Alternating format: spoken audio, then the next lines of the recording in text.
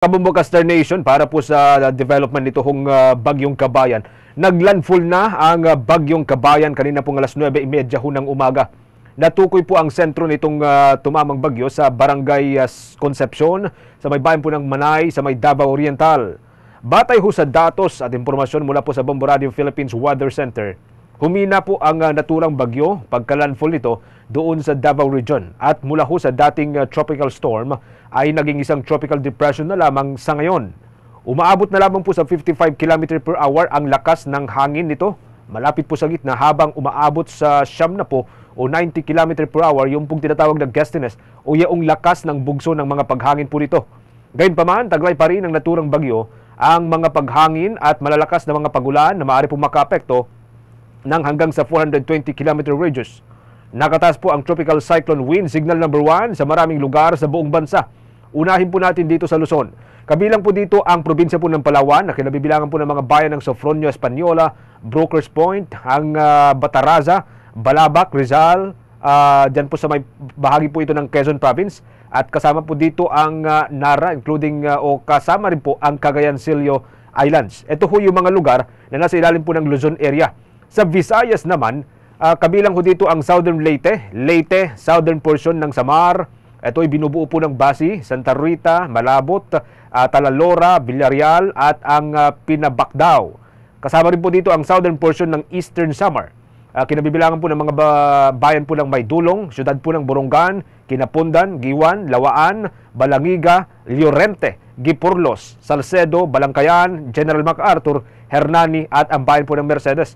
Kabilang din po dito ang probinsya po ng Cebu na kinabibilangan ng Camotes Islands, Bantayan Islands at kasama rin po ang Bohol, Siquijor, ang probinsya po ng Negros Oriental, probinsya ng Negros Occidental at ang Guimaras.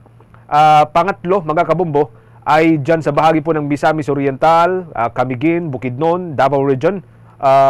Kinabibilangan po ito ng Davao de Oro, ang northern portion po ng Davao Oriental, Misamis Occidental, Lanao del Norte, Lanao del Sur, Davao del Norte, Davao City, northern portion ng Cotabato, northern portion ng Maguindanao, ang western at central portion ng Zamboanga del Norte, Dipolog City, ang siyudad po ng Dapitan, ang Sibutad, western at central portion ng Zamboanga del Sur, kasama rin po dito ang Pagadian City, Zamboanga Sibugay, maging ang Dinagat Islands, ang Surigao del Norte, Agusan del Norte, Surigao del Sur, at maging dyan sa bahagi po ng Agusan del Sur.